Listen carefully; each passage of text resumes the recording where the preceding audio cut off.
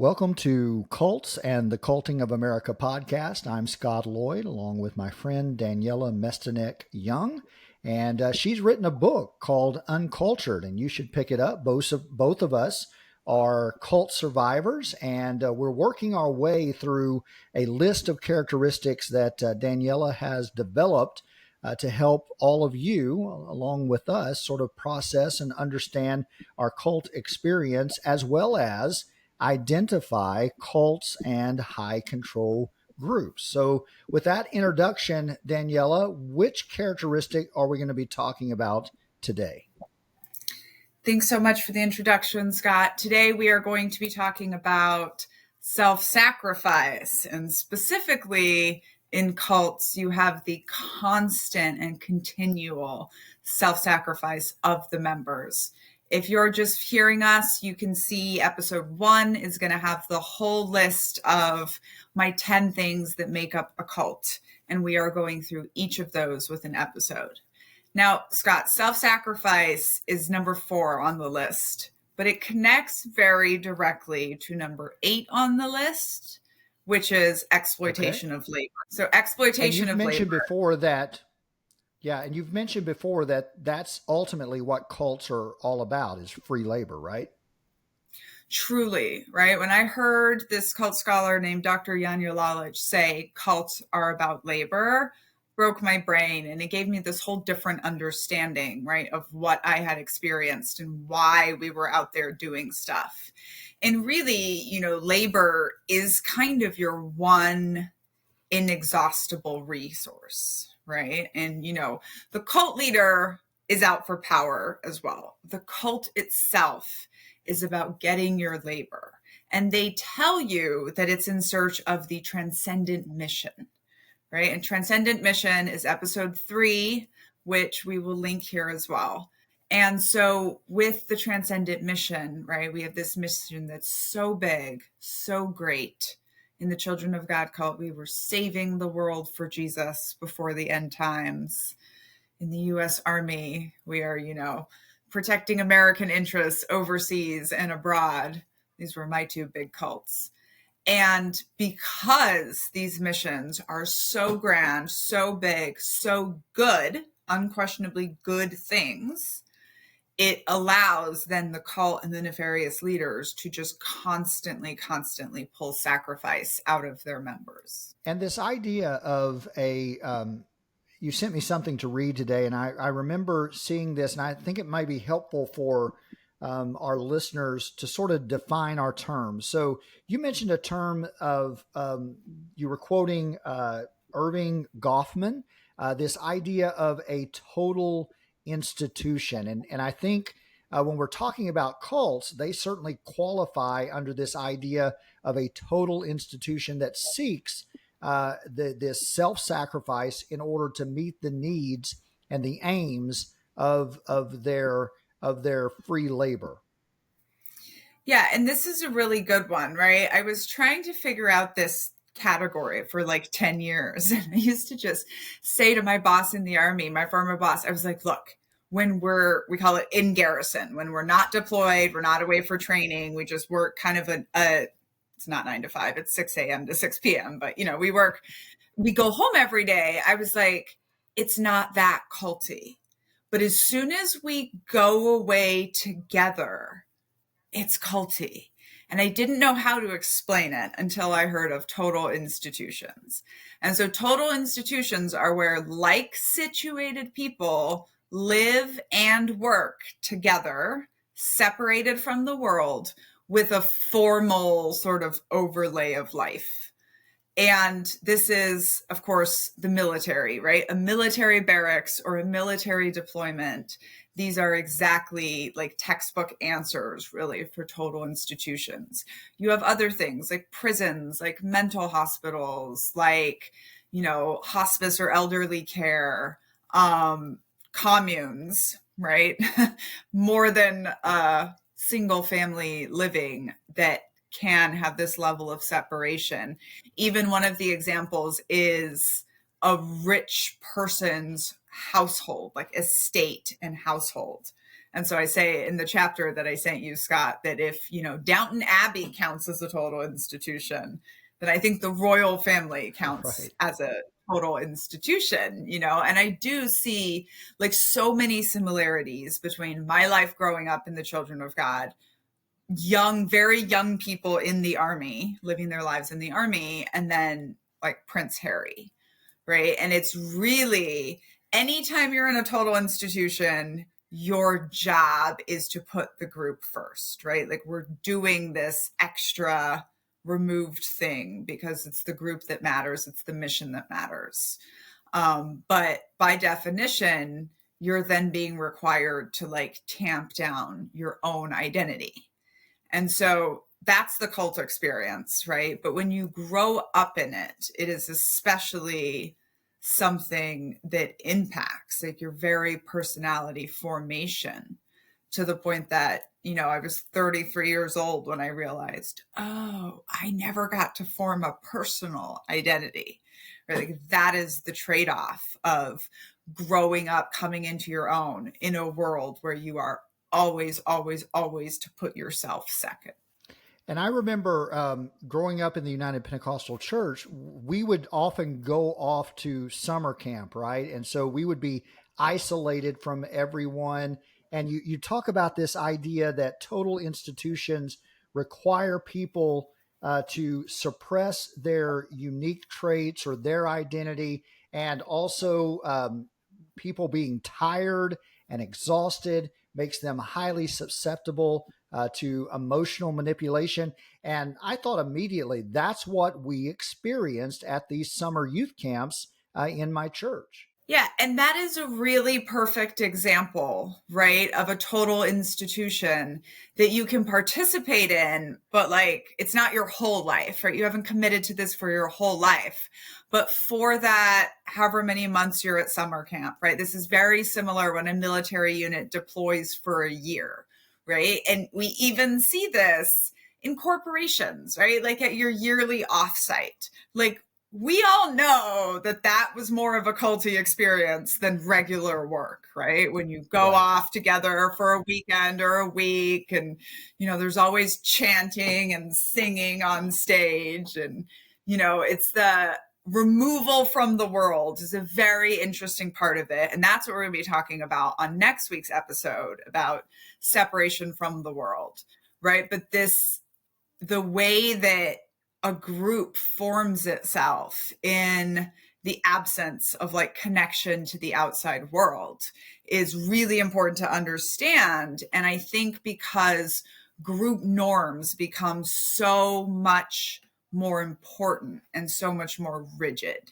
There is a right way to act in this group and a wrong way. And that became very apparent, right? Even at the youth camp that we was at, even if you were not acquainted with what we did and how we behaved and how we were supposed to act, just a few hours at the youth camp, and immediately you would be acclimated to the group culture. And you write something I think that is very profound that illustrates this point powerfully.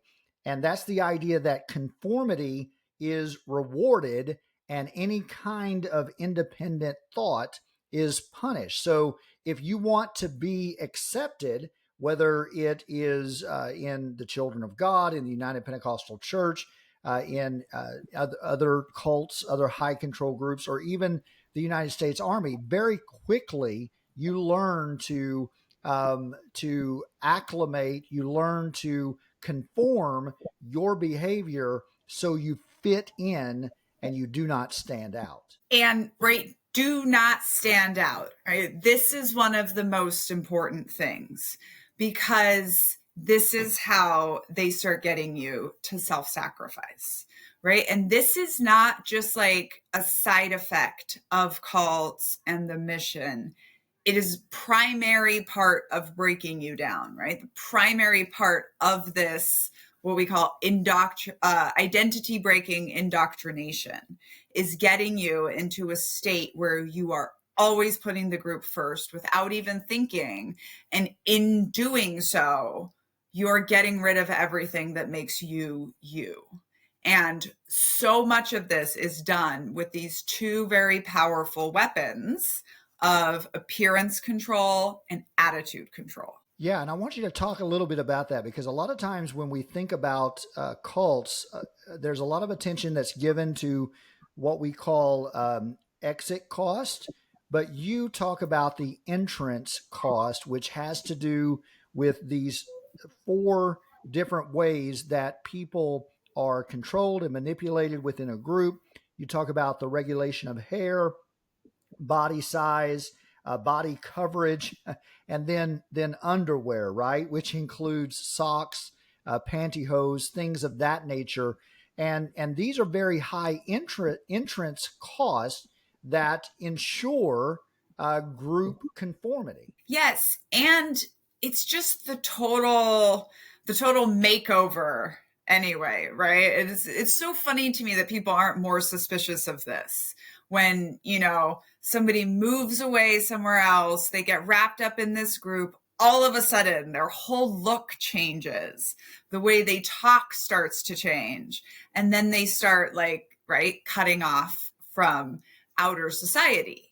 But it's because, there is this uniform, and the group in many, many ways, we'll get to it with attitude, but they're going to enforce conformity, right? Because that is the way you get everyone doing the same thing.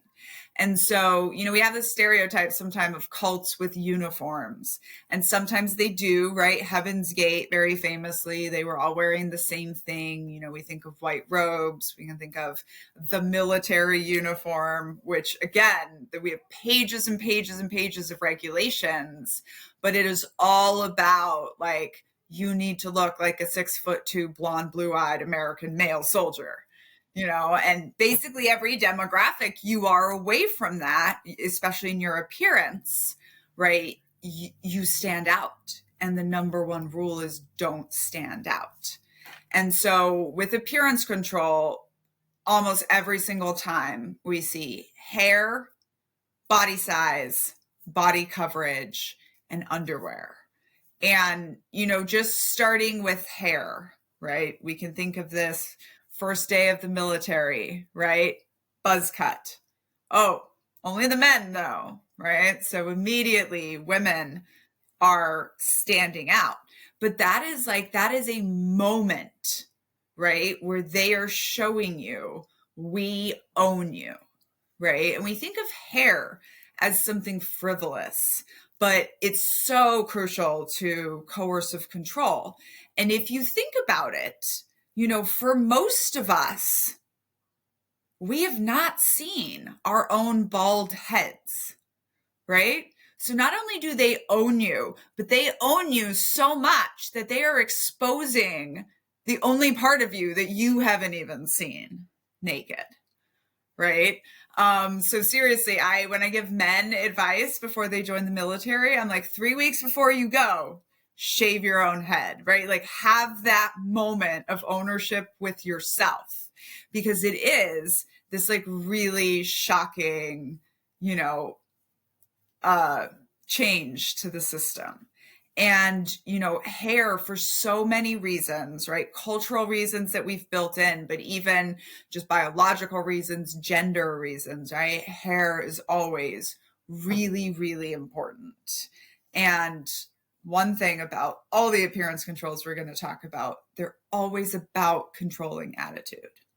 They show up as appearance control, right? But in Children of God, for example, you are not supposed to cut your hair because you were supposed to have long flowing hair because your body was supposed to be a vessel of God's love, right? So it wasn't actually about the hair. It was about how you were supposed to behave with the long biblical hair. And that's an interesting point, because in the United Pentecostal Church, where I grew up, one of the points of emphasis for women was that they too were to wear their hair uncut. Oftentimes, they all had very similar hairstyles. You talk about the emphasis of a bun, right, in the military, that was one of the hairstyles that was often praised, that in reality made it difficult for women sometimes to do their job. But that was one of the hairstyles that was embraced. And you're exactly right. It wasn't necessarily about appearance, but it was about the behavior, because I remember many sermons being preached about the idea of tying submission, the submission of women to men based upon their uncut hair. So you're exactly right. It had nothing, very little to do with appearance and everything to do with regulating behavior. Exactly. And just because the vet bros are going to find me on this one, right? Like the cult always gives you a reason for it that's not about behavior, right? And my favorite example in the military is, oh, it's for lice, right? Anytime you talk about the haircut, oh, it's for lice control. First of all, shaving heads doesn't get rid of lice. Second of all, I've never heard of gender-based lice that don't infect the women. Right. So if you were really concerned about lice, that's not what you would be doing, right? Same thing with the beards, right? Oh, well, so your gas mask can't seal. Okay. How come all the special forces dudes have beards? Right? Like it is about appearance. And this, hair, all of these things, but especially hair, we also see all the way down into regular America, right? Through this concept of professionalism, right? And in the Army, the parallel to that is standards, right? So it's like the standard is X, like you need to be this to be professional. And I think in the chapter, I have a quote directly from the Southern Poverty Law Center, just talking about how professionalism is just racism under another name, right? It is just there to arbitrate people's behavior, right? And make you have to change yourself to fit this mold, and of course that makes it harder for every person, again, like every demographic away that you are. Right. I have curly hair. I have to do more work to look, quote unquote, professional. And 1,000 times more does a Black woman have to put her hair in styles that are not natural to her because of this arbitrary concept of professionalism. And I just, always like to emphasize with hair, hair control, beauty control, jewelry, makeup, all of these things that as women, especially, we are taught are frivolous. Why does it matter? Just wear the bun, straighten your hair, do the thing. But if they were frivolous, we would not see them. We would not see hair control being used absolutely all the time in coercive environments. And it occurred to me that the reason these groups do this, and you're exactly right about, if we're to think about white supremacy as being a meta cult, that is enforcing these particular quote unquote professional standards that make it very difficult on people of color, women, Black women especially. It seems to me that what these groups ultimately are doing is attempting to enforce an arbitrary or a constructed identity. So the identity that everyone is expected to assume is one that isn't authentic to who the person is. It isn't authentic to what their natural hairstyle might be, what their natural desire for clothing or their taste in clothing might be. And because all of these identities are constructed, it is then easier, perhaps, for those constructed identities to be sacrificed in the name of the cause, because it's something that you received from the group. So then the next logical step is we're asking you to give up your identity for the sake of the cause for the group. Yeah, exactly. Right. And, something else as you were talking about appearance control is you said the word arbitrarily, right? Mm-hmm. And this is my arbitrary soapbox now. So in studying groups and systems, I find that anytime you have a regulation or legislation that is arbitrarily applied, it can be used to, or it is used, we see it being used to oppress the least powerful demographics, right? So example, the main road right outside my house is 30 miles an hour. It's a ridiculously slow speed limit. Everyone goes 40 to 45, everyone, right? The cops are not out there pulling everyone over. So it is a legislation, right? Go the speed limit that is being arbitrarily applied right now. And that's always going to have human bias in it. An interesting thing in the Children of God, we had like the general, right, appearance regulations, no short hair, girls should be feminine, men should be masculine. But then we also had this essentially arbitrary catch-all prohibition on looking cool, right? Like you're trying to be cooler than Jesus. So fast forward to I'm in the U.S. Army, and the U.S. Army has hundreds of pages of regulations. It's a whole document called 670-1. And even though they have proscribed literally every single thing about your body and how it can appear, they also have a catch-all arbitrarily applied regulation that is the commander can just say it's too fattish. You look too fattish right now. So I have been told I had to change the way my hair was pinned up in uniform, or that my top was too short, even though both of those fit regulations, because the commander is like, nah, too fattish. Fun fact, that commander is not going around telling the men that their haircuts or their tops are too short, right? And this is something that we see with so many of these appearance regulations, is like when you have a rule for something, then you have inspections for that thing, right? To see if people are following that rule. And we'll get back to this when we talk about underwear. But maybe a good time to move on to body size and body coverage. We could do probably both of those two things together.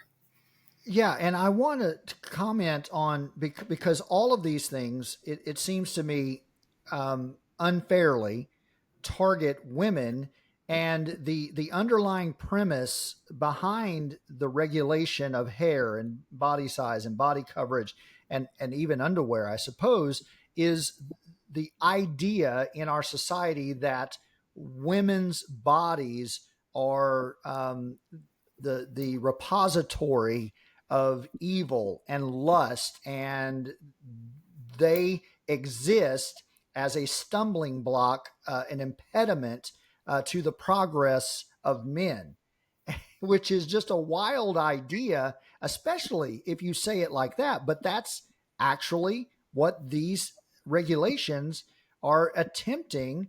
That's what they're saying. 100%, right? And you have to be like, the further away you are from the top, right? Like the more controlled they are trying to be. And I mean, coercive control is very, very patriarchal, right? And this is why we see women cult leaders, but we see far, far more male cult leaders. Pretty much everyone that has written a cult book has been like, look, we're going to use he as a pronoun. Deal with it, right? Because it is so much more common. Right. But again, it's all of these appearance controls are about prescribing behavior. Right. So we have body size and body coverage. Right. Generally, Let's want you skinny. Right. So the size is small. Right. There's several reasons for that. Right. It puts you in a brain fog. It is a visual representation of self-sacrifice, right? Because there is this hierarchy in America that we have been taught that thin is better, right? And also, you're never thin enough, right? So you're constantly striving. And this is what a cult is going for. Sometimes it's not skinny, right? Sometimes it's muscular, or sometimes, like we saw in the Twin Flames cult, it can even be large. But the control of body size And if you're wondering which one it is in the military, it's skinny, not muscular. Skinny, tall runner in the US military is what they want you to look like.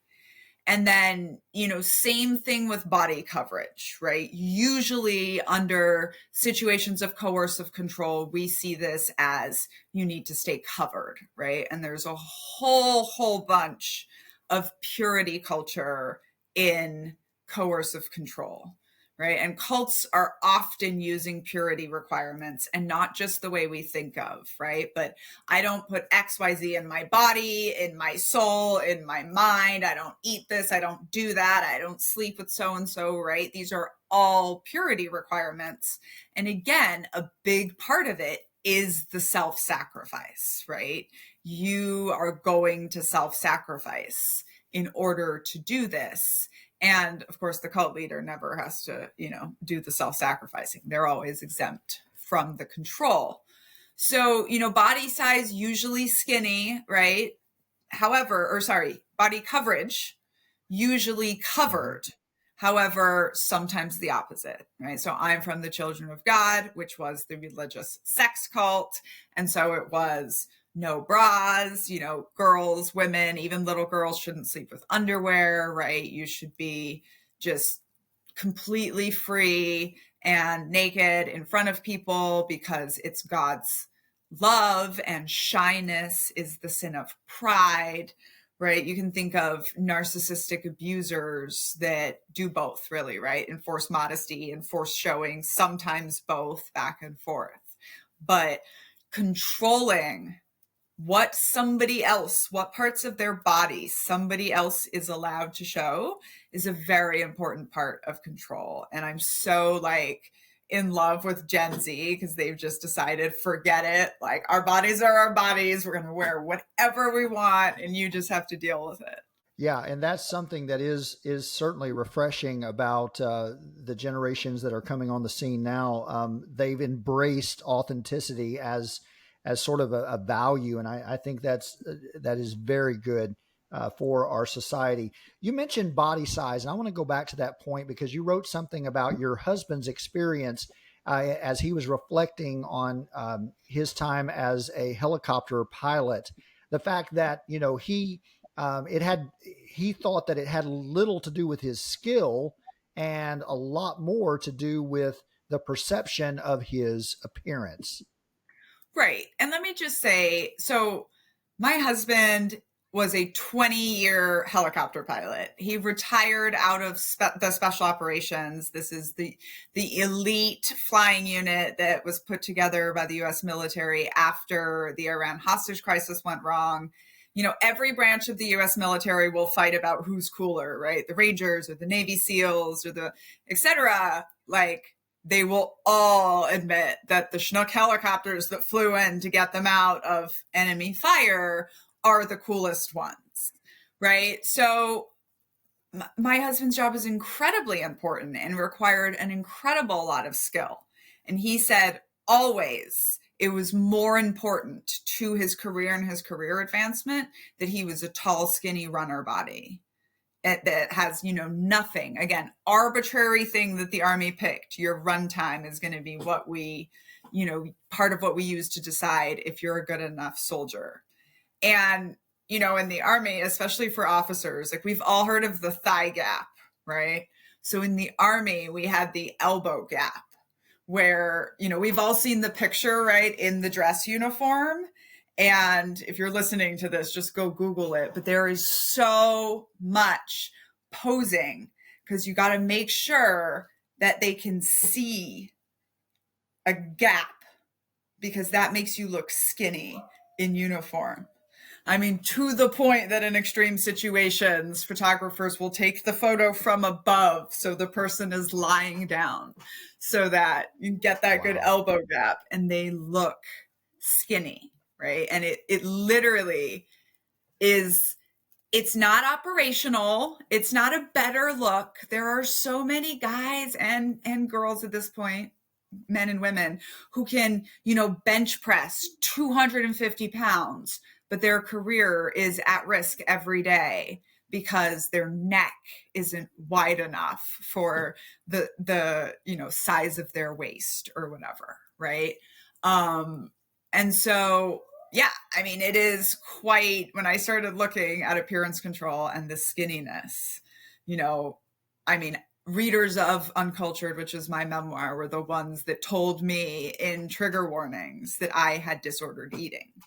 And I went back and sure enough, I was like, oh my God, I have had a eating disorder for 20 years, first in the cult under superfood control and skinny worship, and then in the military. And it is not uncommon for male and female soldiers to leave the U.S. branches of the U.S. military with, very serious eating disorders, just because of how small and skinny we are expected to keep ourselves.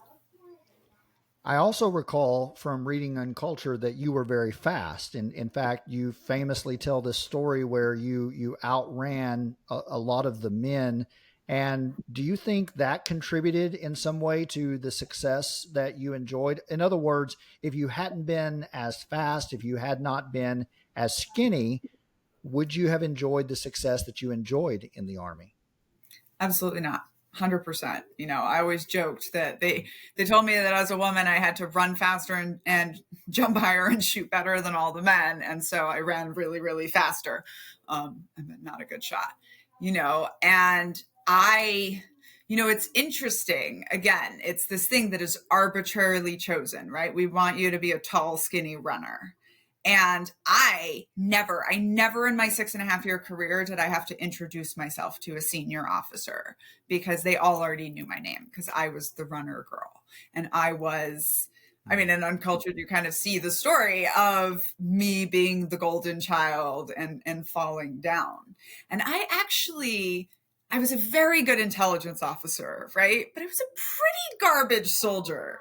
But I got away with nobody really realizing that for 6.5 years, because I was a really fast runner, right? And I see this with lots of children who grew up in high control groups and go into the military. And it's so hard to explain. I get readers and fans asking me like, oh, well, how are you such a good runner? Or you just have something genetically? And I don't think so. I think that was the thing that got you 100%, that got you at the top, was run fast. And so I was going to break my body to be the fastest. And I did by the age of 33. But, this is this perfectionism that we are taught growing up in high control environments, that we have to be the best. And we will, again, sacrifice ourselves, So when I was winning this marathon while we were deployed to Afghanistan, and I was thinking about how there's going to be articles and like people are going to ask me like, oh, how do you do it? And my answer was just like, I think it's ironically funny that you think doing anything for 3 hours is hard, right? What my life has been, so painful and so hard that literally I can do anything for 3 hours. This was always kind of my concept when I was running. In the Army, you run a 2-mile fitness test. And I'm like, yeah, I can do anything for 2 miles. And that's not healthy, right? Really not healthy to just live in this place that you will sacrifice anything about yourself, your mental, physical well-being, any of it, just to be like at the top of the group. And this idea, and you bring up a very interesting point, because even if you believe the rhetoric of the armed forces of the United States, be all you can be, the best armed forces, best trained, best qualified in the world. What you're telling me, based upon your experience and by your own admission, when you said that you were a pretty garbage soldier, but because of the perception, because you could run really fast, and because you were a skinny white girl, the perception was, we've got the cream of the crop. We've got the best. Now, I'm not trying to diminish your skill, but I'm saying that should concern all of us. If if the rhetoric is we're the best in the world, but yet all of this is happening in the armed forces, a lot of it is by perception and reinforcing these old stereotypes that aren't exactly reality. Right. And it's this thing, right, where even when it's opposing like operational success, right? So like I had soldiers get kicked off of the deployment for being too fat when their job description was literally sit in chair for 12 hours a day and track reports, right? When all of the analysts from the three-letter agencies, CIA, DIA, that either do it from back home or deploy with us, don't have to fit these skinny requirements, right? So it's not the sad part was, right? You could be so good at your job. My husband was one of the top Chinook helicopter pilots in the military. But if he had if his weight had been over what the Army said it was, that wouldn't have mattered. You're considered a bad soldier, right? And it's so sad because it's this completely arbitrary thing, right? But again, it's about, appearance control is about prescribing behavior, and it's about prescribing sacrifice, right? We are demanding sacrifice, and therefore it must be hard. And often it must be visibly hard, right? And that's why skinny is such a common one that we see in high control environments, because we just look at Daniella and we know that she did not grow up eating donuts, right? Like it is this sign that we are self-sacrificing. And the final one, right, the fun one that we need to get to is underwear, because Sure. OMG, cults are always controlling underwear. And if you're on TikTok, you should go check out some of my underwear videos, because every time someone like questions what I'm wearing or I'm talking about how cults control underwear, I do the video clearly not wearing underwear very tastefully. But we see it everywhere, right? In so many types of controlling groups, the underwear is controlled, right? Of course, we can think of Mormons, right? We can think of all the modesty stuff. I didn't know that WASP America, White Anglo-Saxon Protestant America, has specific underwear that you are supposed to wear if you are in the in-group. And then, of course, the military. So in my book, Uncultured, I put in that, the uncles in the cult would do these panty checks on the girls at night. And it was absolutely as creepy as it sounds. And every single survivor was like, please take that out. Like, please take out that one detail. It makes my skin crawl. And I was like, no, because I don't understand the connection yet. But I know that they inspect our underwear again in the military.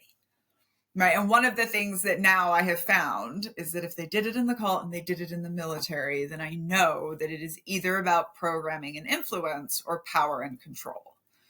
And that's when I started like looking at underwear, and it is in almost every group that I've seen. Right. And it really is one of those things that it is taboo, right? It makes us feel shameful, makes us feel disgusting. It takes away absolutely any individuality you have, right? Even under your clothes.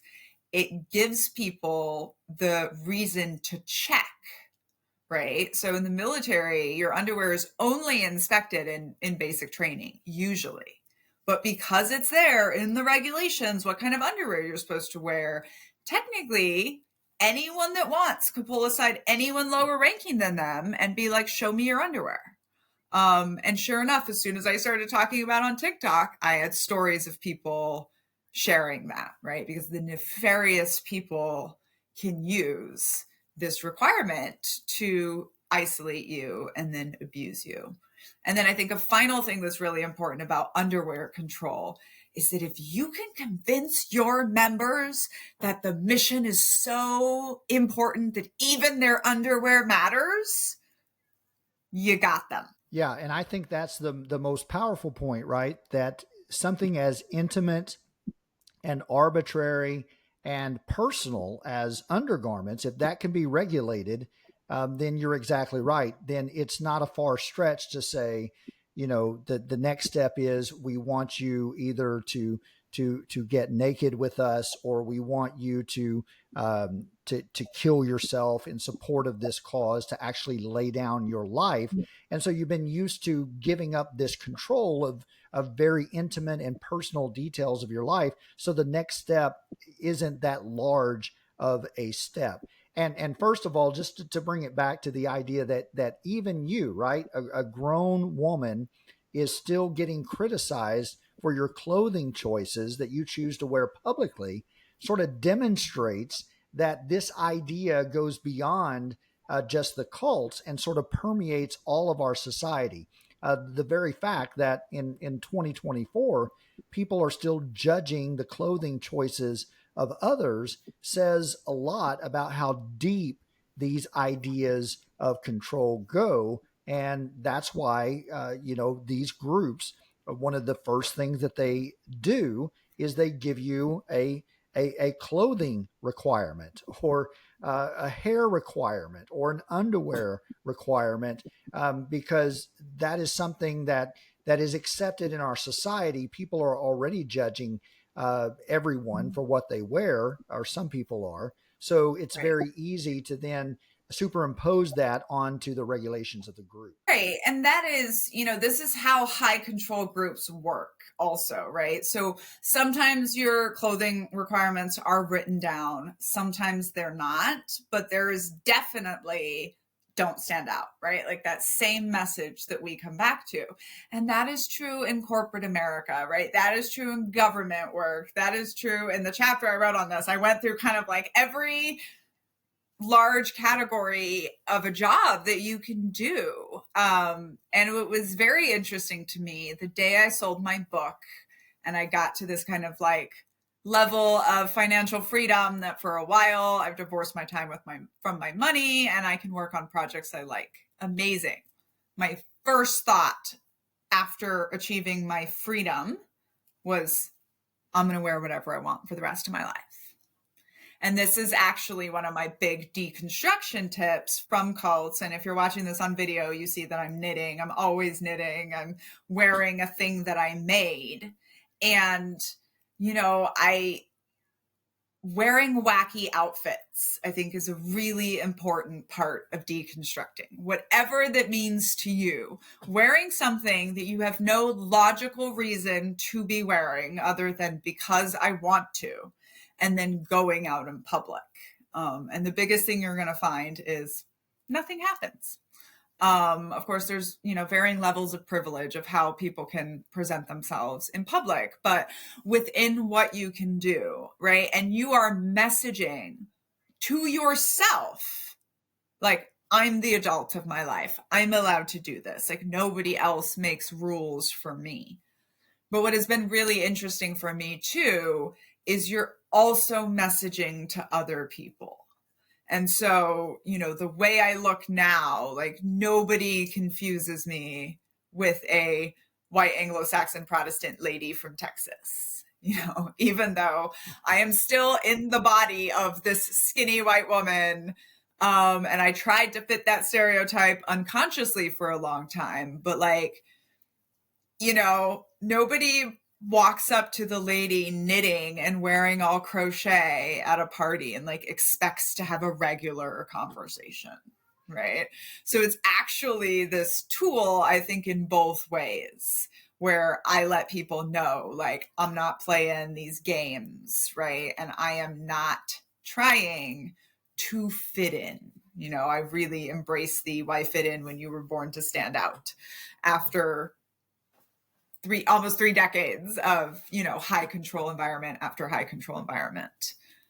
And then, just the last thing, right, is to bridge over to attitude control, right? Because we mentioned that appearance control is always about prescribing attitudes, and attitude control, mass attitude control, is very, very important. And there's 2 things I want to point out about attitude control. One is emotional suppression, right? Like you don't have any attitude that is not happy and bubbly and good. All things are good, right? And then you have emotional evocation, which is, but when we tell you to cry, cry, right? So this is cry nights at church. These are your, all cults tend to have these processes where you just lay yourself open to the group. This is even in the military. It's like you do not lose your military bearing no matter what throughout the whole funeral until we play the taps. And then you hear those 3 shots and you can scream and cry and howl at the moon. You just let it all go, right? And both of these things, constant emotional suppression and then emotional evocation, are really, really important to the way that cult leaders, make us dance like they're little puppets. They're also things we generally continue to do to ourselves, even when we leave the cult. We have been taught for our own safety and survival in these groups that emotions are dangerous, but we also don't usually understand that we need this emotional release, and that can result in breakdowns. And I think there's a reason that, so many of us like these sad ballad country songs or love songs, because we have this praise kink, right? Because that was the music that we were allowed to tap into our emotions. And I know that even when my husband was deployed, I was a new mom, my husband was deployed in a dangerous unit. I was a government trained expert on how he could die, right? That was my expertise. And I would just have to sometimes, I would just sit in my car and play songs about soldiers not coming home and just ugly cry. And then I would feel better, and it seemed so morbid at the time, but now I understand that it was I was going all day long, all the time, whether talking to other people or whether caring for my own child, right? Suppressing any emotions that I was feeling about what was going on in my life. And it needed to be let out in some way. Yeah, and that's exactly a description of what I experienced growing up in the United Pentecostal Church. There were 2 emotions that were rewarded.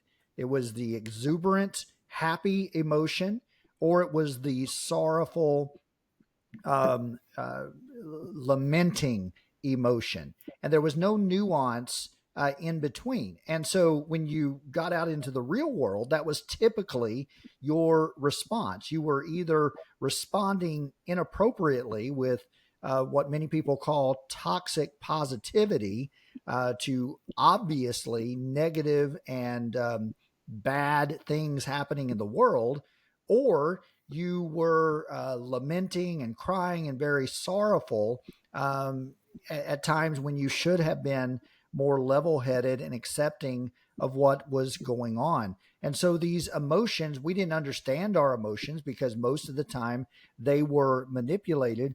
And you write something very interesting, that this idea of being tired, isolated, and dependent and fatigued, it impairs critical thinking and it increases emotional vulnerability. So a lot of times when you're in these groups, right, those emotions are being manipulated. So when you get into real situations that call for an emotional response, first of all, you don't know how to respond. Or if you do respond, a lot of times it comes out in anger or fear or in otherwise inappropriate ways that aren't very helpful to the situation that you're experiencing. Yeah. And, it's so hard when we walk away. The thing you were saying about the 2 accepted emotions, I even noticed that when I became a parent. I was like, I don't know how to deal with an emotion unless it's happy or screaming, right? Like those 2 I can deal with. All of the rest, I immediately get, very uncomfortable. And all of this self-sacrifice, right, of appearance, of emotion, we're going to get into more later, but it leads to a lot of isolation, right? Breaking you up from your family, from your even spouse, children, right? You're taught to sacrifice, all of this. And, why is that harmful, right? Like, sacrifice is a good thing. That's what we're taught. But, this is where I talk about the cult glaze, when you see the look of cult members, or sometimes when we look back at our own photos in the cult and we're like smiling and there, but there's just this like 100-meter stare, or in children, I just call it black eyes. I didn't want, this is why the eyes on the cover of my book are covered, because it was so uncomfortable for me to look at that. But it's this constantly being disconnected from your own emotions, from your own critical thinking, and from just like the things that you need, right? And the reward here, or the promised reward, right, is that like the group will win, the group will be better, like all of this sacrifice is for something, right? And so when we leave the high control groups, there's this process that I call it, we have to become more selfish, but less narcissistic, right? Which is like in our cults, all of this sacrifice that we are doing is also feeding our egos. It's also making us feel like the most superior. And that's what cults do, is really tell us that we are superior. And the more you sacrifice for the cause, right, the more kind of adulation you get from members of the group, right? And so through self-sacrifice, we're feeding our narcissism, but then we have no idea how to self-care. And so it really is this opposite of like, I think learning that like sacrifice inherently doesn't just like add value. Like it's not just better because it's harder. And that if we don't take care of ourselves, right? Like you are going to break, you are going to burn out. There's a reason that, cults are known for just working you until you crash. And I think there's this idea, right, in our culture where sacrifice is celebrated for the sake of sacrifice. So you mentioned the armed forces, and wherever you look in our society in the United States, the death of an American soldier, it is venerated, right? It is deified almost. And again, I consider myself a patriot in the classical sense of that term. I was born and raised in the United States.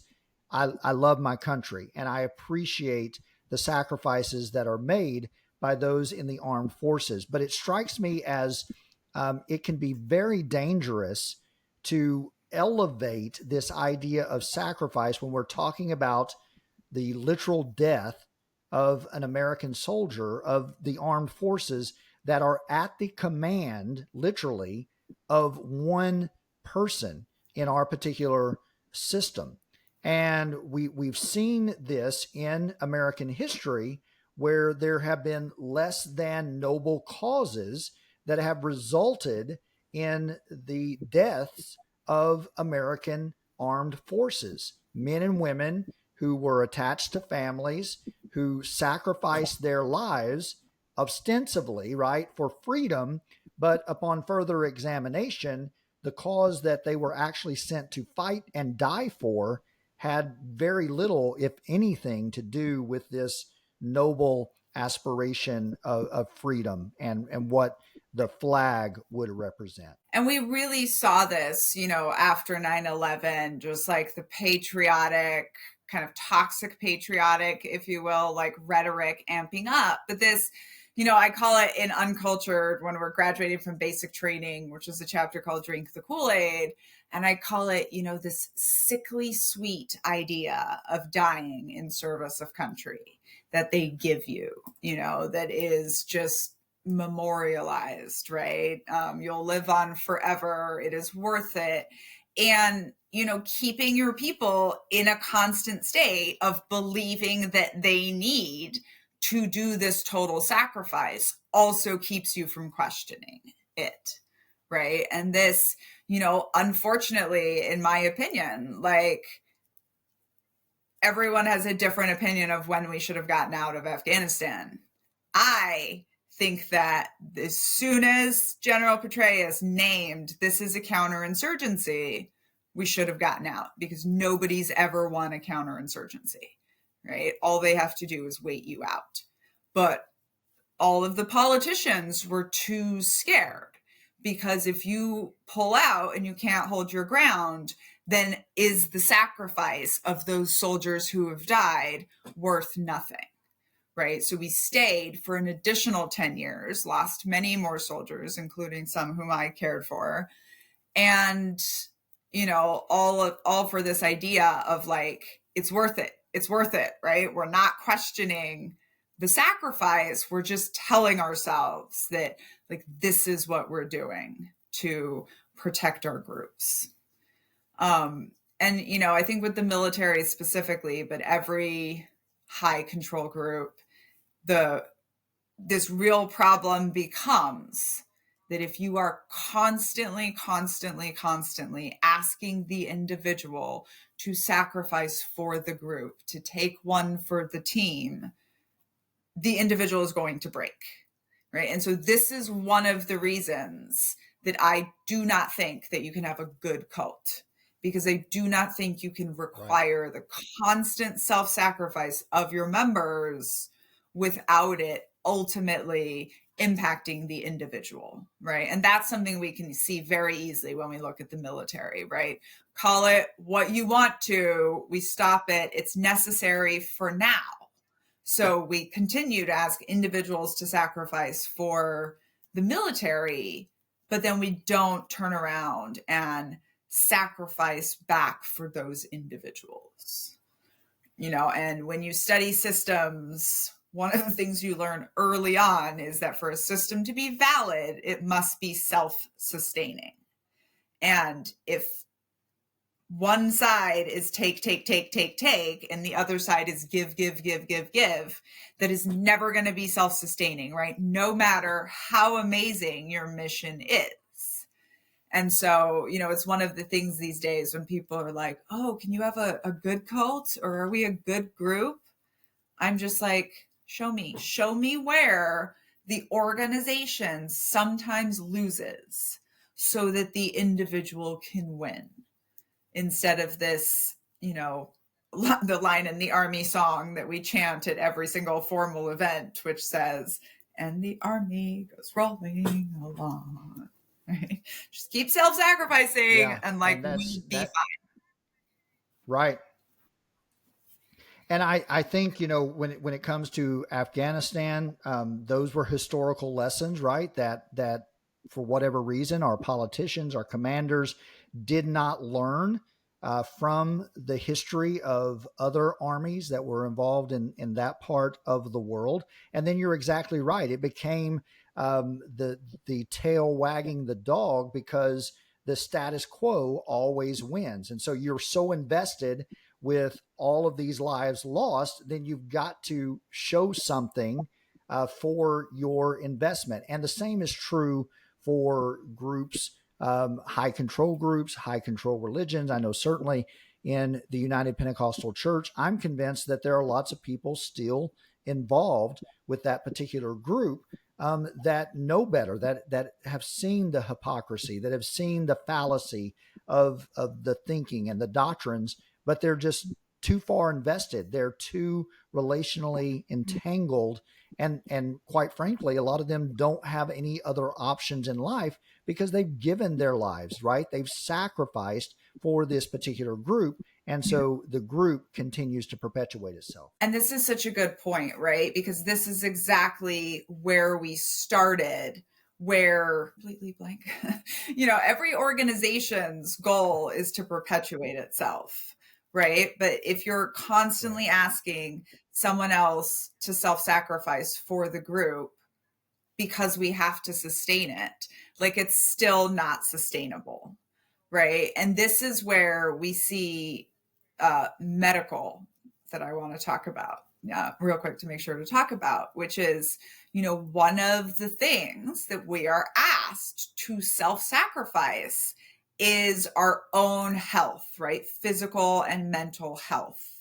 And, in the Children of God, in the US Army, I saw just the demonization of medical care, right? Deliberate, out loud in the Children of God, underhanded in the US military.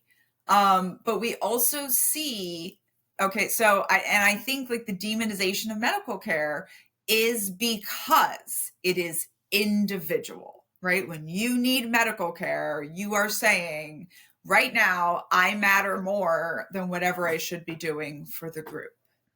And we see interestingly, a lot of cracks in the brainwashing happen when a cult member is going through their own medical emergency or a medical emergency of their child. And in Uncultured, this is how you see my family eventually leave the cult. And I think that it's because the person realizes, oh, there's no end to what the cult will let me suffer in their name, right? They're never going to step in and be like, you've done enough.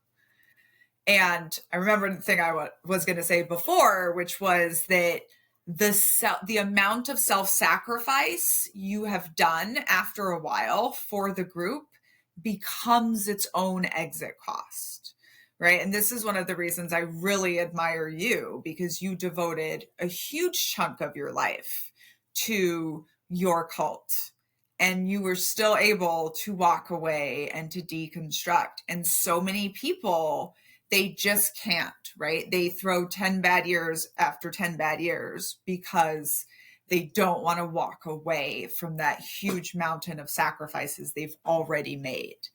And this actually, the term cognitive dissonance comes from cults. And it was this hypothesis that after the apocalypse didn't happen, everyone's going to pack up and go home, right? And the scientists said, I don't think that's going to happen. And sure enough, it was the people who had burned all their bridges, right? Cut all their ties. With the Children of God, so many of our cult joiners have given 50 years to this organization and all of their, my dad, right? He gave so long to this organization, several of his children's lives, all of his children negatively impacted and traumatized. Like, he has to believe that it was real and that all of his sacrifices were worth something, because otherwise it's too much to handle. And I think that's a great point to remind everyone that the key, right, is to educate yourself and to understand that if you have been involved with these groups, that you can walk away, that you absolutely can start a brand new life apart from the influence and control and manipulation of these cults and high control groups. And it's so important because, right, if you take the self-sacrifice to the ultimate end, then ultimately, whatever you're giving, whatever you're sacrificing, whether your health or your finances or your time, your talent, your ability, ultimately, if you keep on giving, it's going to rob you of your very life. And that's the tragedy that we see repeated all too often. Yeah. What these extreme groups want is your life. They want your whole life dedicated and devoted to this group. And of course, as we said when we started, when you are living under somebody else's prescribed identity, right, that's very dangerous for you. But you are able to walk away from it. You are able to make the decision, like, no, I'm not going to take one for the team. Right. So this is the t-shirt I'm wearing today. It says, take one for the team. It's a chapter in the end of Uncultured where I'm literally told, right, I'm being kind of railroaded. My career is blowing up. And I'm literally told, Daniella, we have to give Congress a name, right? Like, we have to show that someone is being punished for this. So you're going to have to take one for the team. And that was a moment for me, right? Where I was like, no, I'm done. And in a healthy organization, you should be able to say that, right? These are my boundaries, right? Like, this is something I'm not going to sacrifice, right? You can have these sacrifices from me, but not these. However, in the majority of total institutions and cults and high control groups, when you decide you are no longer willing to take one for the team, it's time for you to go, and the group will usually pretty quickly push you out because they don't want everyone else to understand that you can just choose to stop self-sacrificing. Absolutely. And hopefully, Daniella has piqued your interest and you will pick up her book, Uncultured. It's available wherever you buy quality books. And it's a great read if you haven't read it already. Absolutely. Pick it up, read it today, share it with a friend. And I encourage all of you to follow Daniella on social media, on your social media of choice. She's all over TikTok, all over Instagram, and you can find content that you won't find anywhere else on her Patreon page, including t-shirts like the one that she's wearing today. Daniella, thank you. As always, it's been a great conversation. Well, thank you so much, Scott. Please follow Scott too, right? He's a very, very interesting person on TikTok. And, speaking of self-sacrifice, Scott works a real job all day and then comes here in the evening to help record this podcast and make it awesome. And hopefully we're going to make sure Scott gets enough out of being involved in this, that it's not the constant self-sacrifice. But yes, thank you all so much for listening to us for this great chat. Uncultured is also on audiobook. It is also available at libraries and on Patreon. I'm reading it out loud, one chapter at a time. That's free, even if you're not a paid subscriber. So lots of different ways that you can find us, connect with us, and access our content. And thank you all so, so much. We will be back next week to talk about isolation and how cults separate you from the rest of the world. And I'm looking forward to it. And I hope that all of you will subscribe and leave a rating and share our podcast with others. Until next time, I'm Scott Loyd for Daniella Mestyanek Young. We'll see you on the next episode of Cults and the Culting of America.